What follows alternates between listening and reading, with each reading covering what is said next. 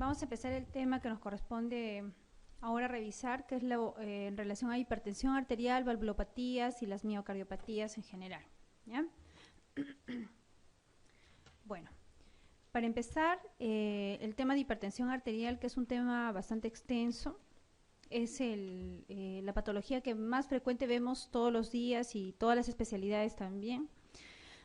La hipertensión arterial, nosotros tenemos dos tipos de hipertensión arterial. La más frecuente es la hipertensión arterial primaria, en la cual no se establece una causa específica, sino responde a una sumatoria de factores de riesgo.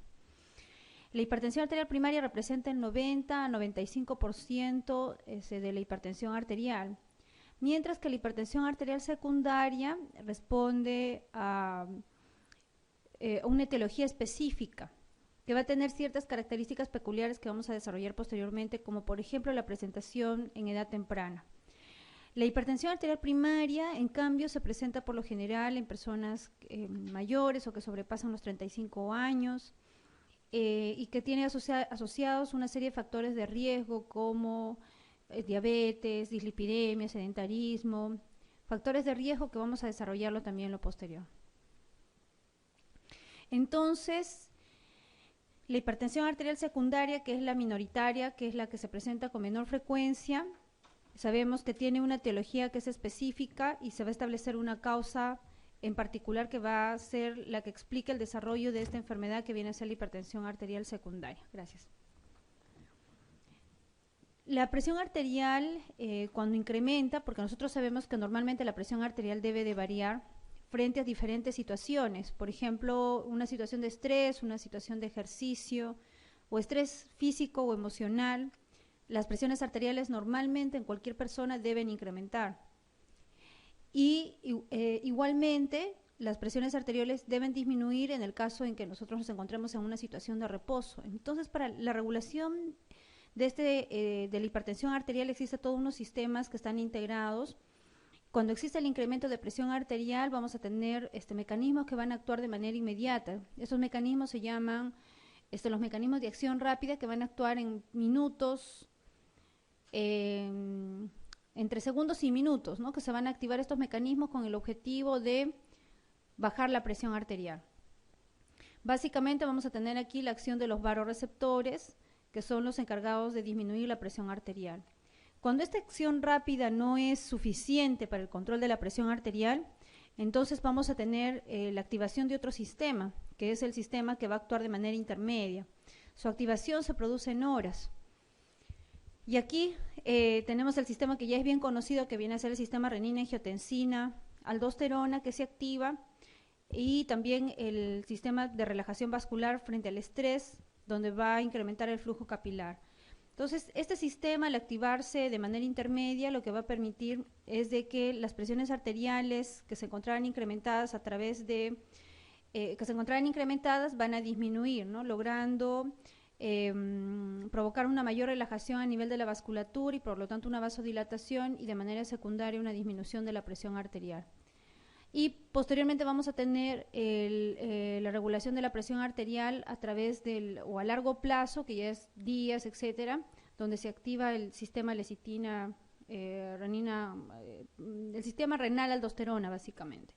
Entonces, los medicamentos que van a actuar para la regulación de la presión arterial van a ser fármacos que van a actuar a este nivel. A nivel de la acción del sistema renina-angiotensina-aldosterona, como los YECAS, los ARAs. A este nivel vamos a tener la acción de los fármacos beta bloqueantes y los calcio antagonistas, básicamente, ¿no? La clasificación de la presión arterial, dependiendo de las guías, la última guía publicada fue la guía europea, que ha sido publicada en el año 2013, que es la que define a la presión arterial de esta manera, ¿no? Primero, que hablamos de hipertensión arterial cuando la presión arterial sistólica se encuentra por encima de 140, o la diastólica o la diastólica por encima de 90 milímetros de mercurio. La presión es óptima cuando está por debajo de 120 la sistólica y la diastólica por debajo de 80. Normal entre 120 y 129 y 80 a 84 la diastólica, y normal alta o prehipertensión arterial cuando la presión arterial sistólica está entre 130 y 139, o la diastólica se encuentra entre rangos de 85 y 89 milímetros de mercurio. Entonces, una vez que pasamos esos límites de la presión arterial, llegamos a la hipertensión arterial, vamos a tener 3 estadios. El estadio 1, en la que define la presión sistólica entre 140 y 159, y la diastólica entre 90 y 99. El grado 2, que es la presión arterial sistólica entre 160 y 179, la diastólica 100 a 109. El grado 3, por encima de 180, y la diastólica por encima de 110. Y la hipertensión sistólica aislada por encima de 140, solamente la presión arterial sistólica, o la diastólica, la presión arterial sistólica por encima de 140, teniendo valores de presiones arteriales diastólicas dentro de rangos normales. Esta clasificación estamos asumiendo en un paciente con hipertensión arterial que es crónica, ¿no? Es diferente la clasificación que tenemos en la crisis hipertensiva que manejamos, que son otros rangos, que los vamos a detallar posteriormente. Pero en un paciente con hipertensión arterial, entonces la definición va cuando la presión está por encima de 140 con 90 milímetros de mercurio. Esto es en un monitoreo ambulatorio. Cuando nosotros realizamos la medición de la presión arterial en la práctica diaria, tenemos que esperar que el paciente descanse 5 minutos, tomamos la presión arterial y deben ser varias tomas que de manera reiterativa estén con presiones por encima inclusive de 135 milímetros de mercurio, ¿no? Tenemos dentro de esta clasificación también la hipertensión arterial maligna, que la característica básica es que realiza o tiene papiledema, ¿no? Esa es la principal característica de la hipertensión arterial maligna.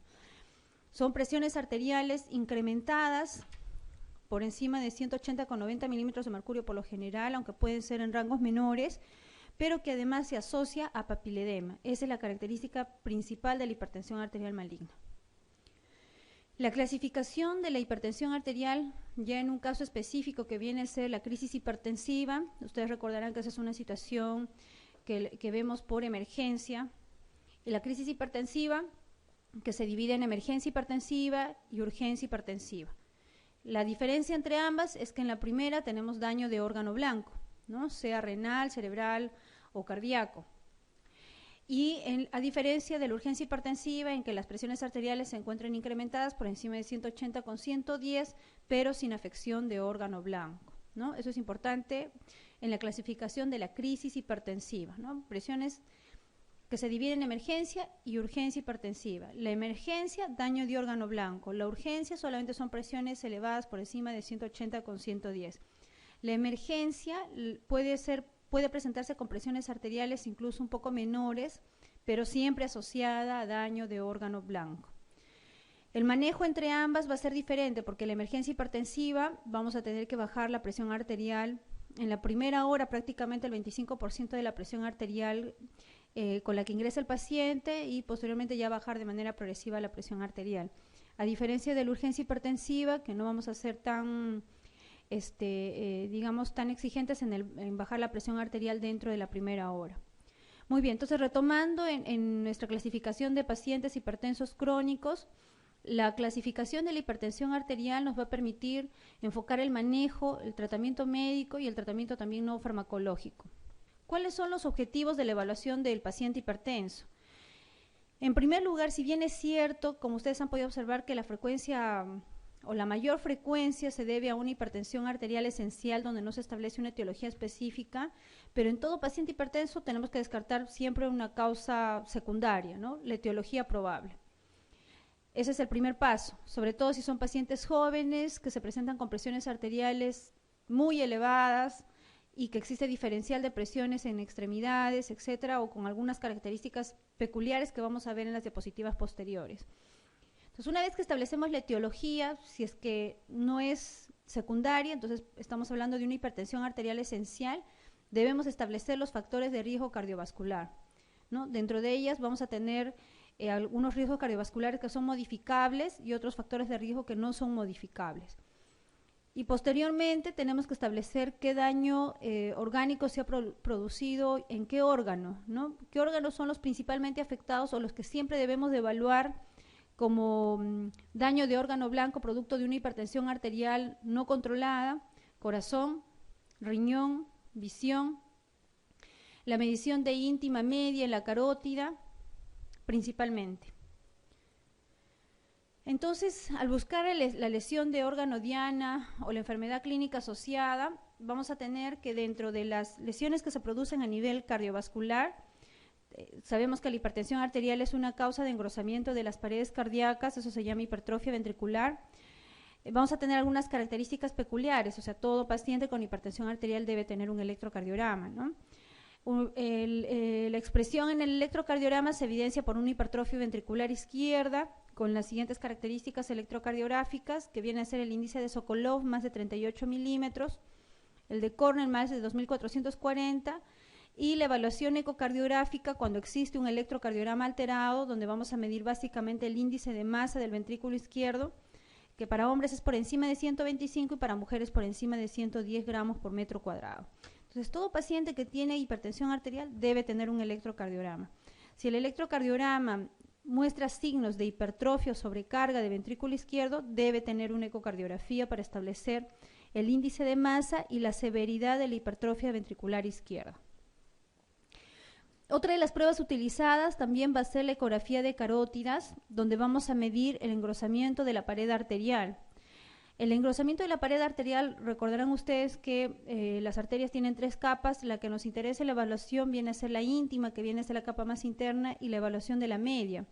Esa relación íntima-media, cuando supera más de 0.9 milímetros, se convierte en en daño de órgano blanco, o la presencia de placa ateroesclerótica. Significa que ya hay disfunción endotelial. Esa es la expresión de un resultado positivo en la ecografía carotídea. Engrosamiento o relación de íntima media por encima de 0.9 o la presencia de una placa ateroesclerótica nos estaría indicando lesión endotelial. En la evaluación renal podemos partir por una evaluación simple de creatinina, siempre tratando de ver el índice de filtración glomerular o calcular la depuración de creatinina. Un ligero incremento de los valores de creatinina ya nos tiene que llevar a hacer un examen un poco más importante en el riñón, que viene a ser la medición de la microalbuminuria. Las enfermedades cerebrovasculares que se pueden presentar dentro de la clínica asociada en la hipertensión arterial, que puede ser un accidente cerebrovascular isquémico, la hemorragia cerebral o los trastornos cerebrales transitorios nada más. Las enfermedades cardíacas, que es un paciente que viene con dolor de pecho, con angina o revascularizado o tiene signos de falla cardíaca congestiva. La enfermedad renal valorada por la creatinina, o son pacientes que además de tener hipertensión arterial pueden tener otras comorbilidades como la diabetes, que incrementan el deterioro del daño renal. La expresión de la proteinuria por encima de 300 miligramos en 24 horas, la enfermedad vascular periférica, la retinopatía avanzada, que se puede visualizar a través de un fondo de ojo, donde se registra la hemorragia, los exudados o el papiledema. Las actuales guías que recomiendan en relación a la evaluación del riñón, renal, primero hacer el examen de creatinina. Te hablo de las guías del 2013, ¿no? Primero hacer el examen de creatinina y siempre tratando de realizar la depuración de creatinina o el índice de filtración glomerular. De manera paralela se debe realizar la microalbuminuria y también realizar la proteinuria de 24 horas cuando se encuentre la creatinina ligeramente incrementada. En las nuevas guías ya son un poco más enfáticos en establecer el daño de órgano blanco, ¿no? Por ejemplo, señala que un paciente que cursa con hipertensión arterial debe tener su electrocardiograma como examen basal, debe tener sus exámenes de electrolitos como potasio, y sodio y cloro. Debemos de tener el examen de la función renal. Ya no enfatizan mucho en el cociente albúmina-creatinina, pero sí enfatizan en lo que es microalbuminuria, depuración de creatinina y filtración glomerular. Debemos de medir íntima media de las carótidas a través de un estudio ecodoppler vascular carotidio. Y debemos de medir también la relación existente a través también de estudios ecodoppler de la la relación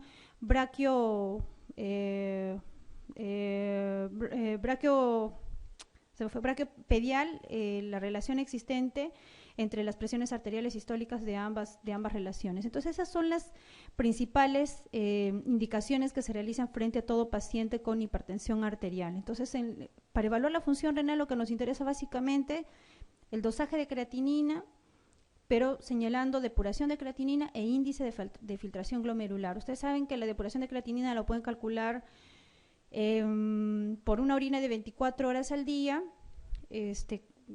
comparando tanto la creatinina en sangre con orina. Eso se realiza a través de una fórmula o a través de una recolección de proteinuria de 24 horas o además con el índice de filtración glomerular.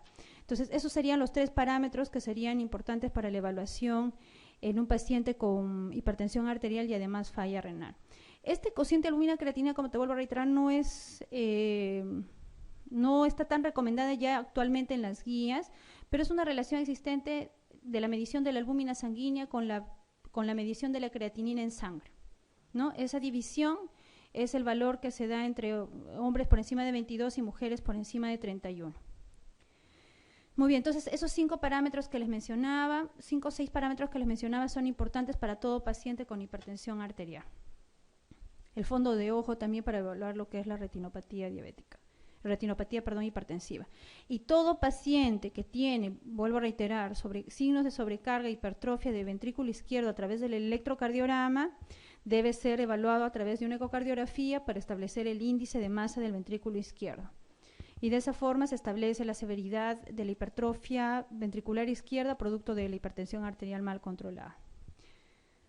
Recuerden que a nivel cardíaco, la hipertensión arterial que provocaba hipertrofia. Y al provocar hipertrofia de las paredes del ventrículo izquierdo va a haber un incremento de presiones a nivel de las cavidades izquierdas.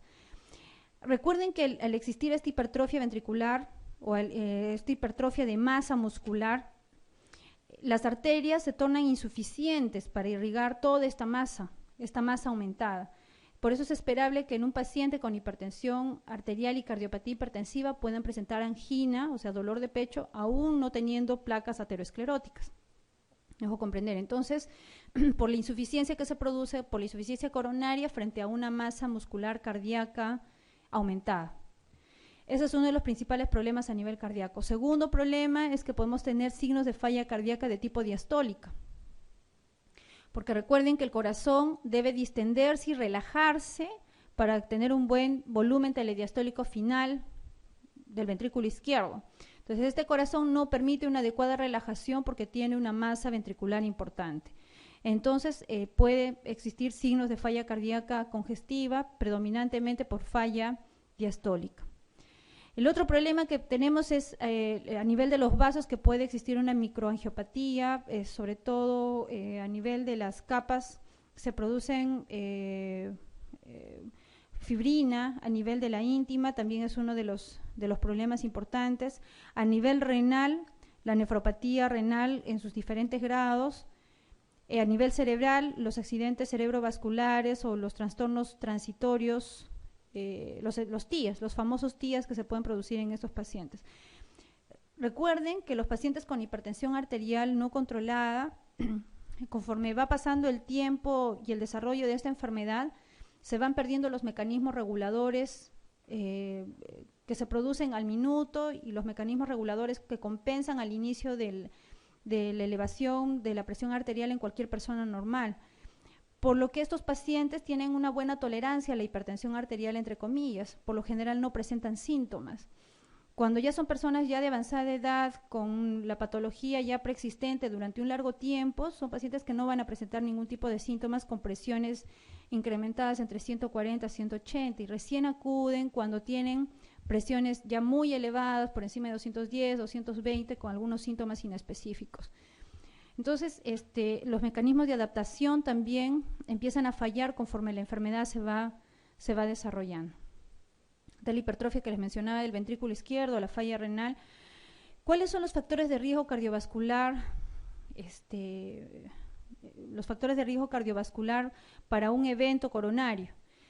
Dentro de ellos, dentro de los factores de mayor riesgo, vamos a tener la hipertensión arterial, el fumar, la obesidad, la inactividad física, la dislipidemia, la diabetes mellitus, la microalbuminuria, por debajo de 60 milímetros, ya ustedes seguramente en nefrología van a revisar todos los estadios, la edad, cuando son hombres por encima de 55 años, mujeres por encima de 65 años, y la enfermedad cardiovascular prematura, que se presenta sobre todo en personas jóvenes, hombres por debajo de 55 años, bueno, relativamente jóvenes, y mujeres por debajo de 65 años. Entonces, estos son los factores de riesgo mayores para el desarrollo de un evento coronario agudo, ¿no? Dentro de ellos, los más importantes, por llamarlo así, vamos a tener a la hipertensión arterial, la dislipidemia y la diabetes mellitus. Recuerden que las enfermedades de la hipertensión y la diabetes mellitus son enfermedades crónicas que no tienen cura y que solamente se controlan con medicación y con cambios de hábitos de vida. Para que nosotros podamos valorar el pronóstico de riesgo cardiovascular, se tiene que estratificar a los pacientes.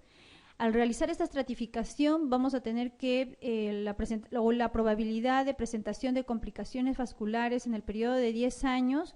En personas que tienen un bajo riesgo, por ejemplo, la presentación de eventos cardiovasculares o complicaciones cardiovasculares va a ser de 15%, por debajo de 15%. En personas que son de riesgo moderado, de 15 a 20%. En personas que tienen riesgo alto, de 20 a 30%. En personas que tienen un riesgo muy alto, entonces vamos a tener complicaciones vasculares en 10 años más del 30%. Si hablamos de infarto, de falla cardíaca, de síndrome coronario agudo, etcétera. Entonces, y enfermedad cerebrovascular. Entonces, por eso es muy importante que al paciente con hipertensión arterial se le haga una estratificación de factores de riesgo cardiovascular. Antes utilizábamos simplemente los criterios de Framingham, los cuales han quedado, digamos, muy cortos para la valoración de factores de riesgo como pronóstico. Los factores de riesgo más importantes que siempre debemos de evaluar en todo paciente con hipertensión arterial están descritos en esta tabla. Ver si es un paciente que tiene además diabetes, o sea, tiene que tener su examen de glucosa en ayunas, cómo está el perfil lipídico, cómo está el LDL, que debe estar por debajo de 130, un HDL que debe estar por encima de 40, triglicéridos por debajo de 150, la actividad física, la obesidad. Todos nuestros pacientes deben de tener índice de masa, y además medir el perímetro abdominal. La cantidad de cigarros si es que fumaran, evaluar adecuadamente la función renal y la historia familiar también es muy importante. Entonces, cuando nosotros tenemos el paciente con hipertensión arterial, desde el estadio 1 requiere medicamentos. La tendencia actualmente es que la terapia farmacológica para pacientes con hipertensión arterial debe ser múltiples fármacos, ¿no?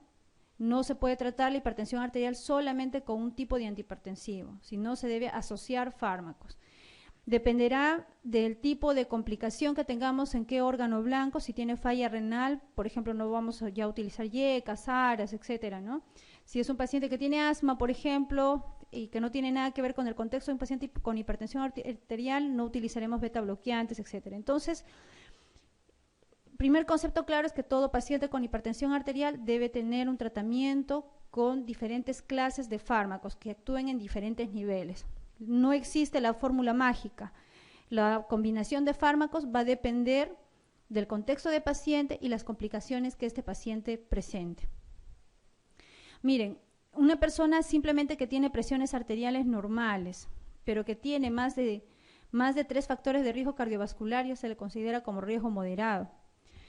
Aquella persona que tiene grado 3, es decir, que se le encuentra una presión sistólica por encima de 180 o una diastólica por encima de 110, sobre todo a través del monitoreo ambulatorio de presión arterial que viene a ser el mapa, sin factores de riesgo ya se le considera como una paciente o una persona de riesgo alto. La meta del control de la presión arterial en este tipo de pacientes debe ser por debajo de los rangos normales, o sea, por debajo de 130 y o 70 milímetros de mercurio. Si no alcanzamos esas metas, no estamos tratando adecuadamente a nuestros pacientes con hipertensión arterial. ¿Correcto? Si estos pacientes, además, son pacientes diabéticos, hipertenso diabético, nefrópata y o fumador, entonces las metas son un poco más estrictas. Se debe llegar por debajo de 120,70, porque ya simplemente ser un paciente con falla renal incrementa el riesgo cardiovascular. Solamente ser un paciente diabético incrementa el riesgo cardiovascular, al igual que ser un paciente fumador. Entonces, en este tipo de pacientes que se convierten ya en riesgo muy alto simplemente por ser diabético o nefrópata, las metas de presiones arteriales son mucho más estrictas.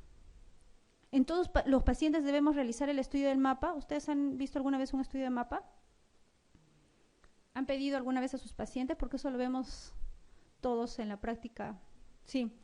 El estudio de mapa, que es el monitoreo ambulatorio de la presión durante 24 horas al día, es el mejor parámetro para evaluar las presiones arteriales de una persona cualquiera.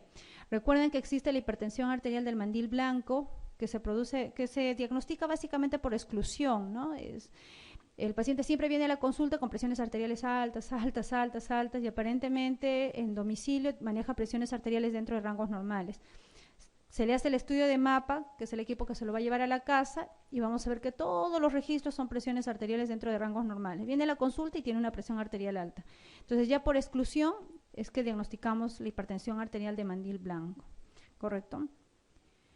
Entonces esta es una enfermedad, digamos, recontra conocida, todos lo manejamos, pero es una enfermedad de alto riesgo, de altísimo riesgo por todas las complicaciones que pueden presentarse desde el punto de vista renal, cardíaco, neurológico, oftalmológico y disfunción endotelial, ¿no? Entonces, establecer conceptos que tienen que quedar bien claros, definir el estadio de hipertensión arterial es importante, sobre todo en pacientes que van a iniciar por primera vez tratamiento antihipertensivo, establecer la causa si es que existe, si no existe, establecer los factores de riesgo cardiovascular e iniciar terapia combinada. La hipertensión arterial esencial responde básicamente a un incremento en el calcio citosólico que va a favorecer la reactivación vascular. Dentro de la epidemiología del diagnóstico o de la hipertensión arterial esencial, recuerden que es una patología que se presenta más frecuentemente en raza negra. Y en la raza negra resulta ser una hipertensión arterial de difícil manejo. No todos los fármacos responden de igual forma en la raza negra, y esto no es racista, pero realmente es así. Funcionan mejor en ellos que fármacos, los calcioantagonistas, el alfa-metildopa y también los beta-bloqueantes. Pero el fármaco de elección van a ser los calcioantagonistas. Los YECAS, los ARAs no controlan adecuadamente la presión arterial en pacientes de raza negra.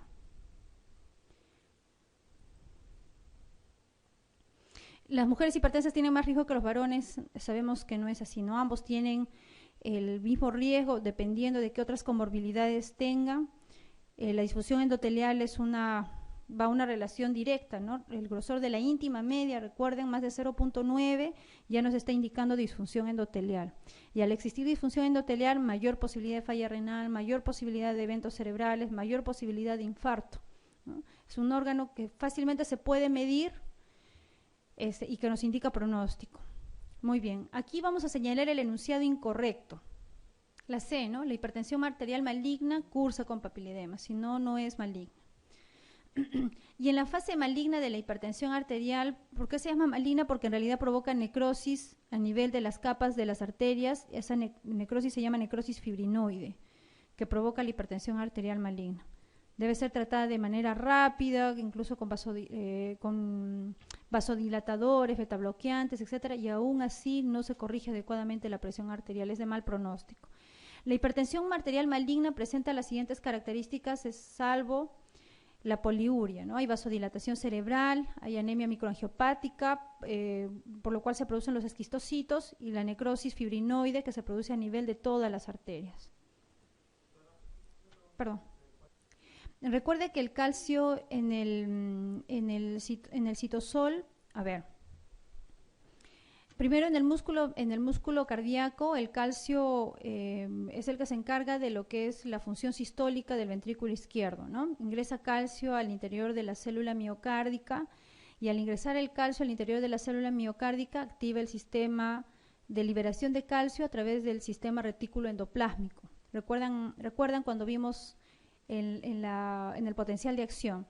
Y al activar la liberación de calcio por el retículo endoplásmico, hace que la función o que la contracción muscular se torne de manera más importante. Entonces, al incrementar la función cardíaca, es decir, el inotropismo, lo que va a provocar es que además se produzca una reactivación vascular, ¿no? Entonces, el calcio aquí juega un rol muy importante, por eso es que los calcios produce además vasoconstricción. Entonces, el calcio aquí juega un rol muy importante, por eso es que los fármacos como los calcio antagonistas como el nifedipino, el amlodipino, cumplen un rol muy importante en el manejo de la hipertensión arterial, porque bloquean justamente los niveles de calcio. O cuando no podemos utilizar, por ejemplo, estos fármacos, simplemente tenemos que tener cuidado cuando existe disfunción sistólica severa del ventrículo izquierdo, como conversamos, ¿no? Es un fármaco que puede ser utilizado inclusive de elección, ¿ya? ¿Cuáles son las causas identificables de hipertensión arterial? En pacientes jóvenes por debajo de 25 años, la principal causa va a ser coartación de aorta. Depende mucho del tipo o de la edad del paciente que tengamos, ¿no? Entonces, en personas jóvenes, por debajo de los 25 años, la causa principal va a ser coartación de aorta como causa de hipertensión arterial.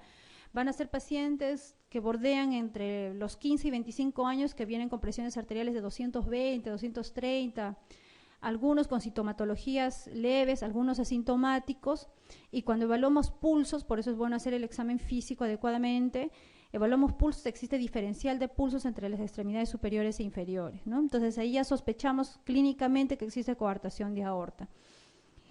Otra enfermedad frecuente, que no figura aquí, pero es en las mujeres en edad reproductiva que utilizan fármacos anticonceptivos, sobre todo con estrógenos, puede ser una causa secundaria de hipertensión arterial. Personas obesas, independientemente de la edad, provoca el apnea de sueño y eso puede ser causa también secundaria de hipertensión arterial. Algunas drogas también inducen, como por ejemplo los corticoides, vamos a ver aquí toda la relación de medicamentos, pero las drogas que frecuentemente vemos que se asocian a hipertensión arterial es el uso de corticoides, sobre todo en pacientes que sufren de asma bronquial o se automedican de manera permanente y desarrollan finalmente hipertensión arterial. La enfermedad renal crónica, que es causa de hipertensión y además se produce la falla renal crónica por la hipertensión arterial. El aldosteronismo primario, la enfermedad renovascular, como la estenosis de la arteria renal, la terapia prolongada con esteroides en pacientes con síndrome de Cushing, el feocromocitoma, las enfermedades de tiroides.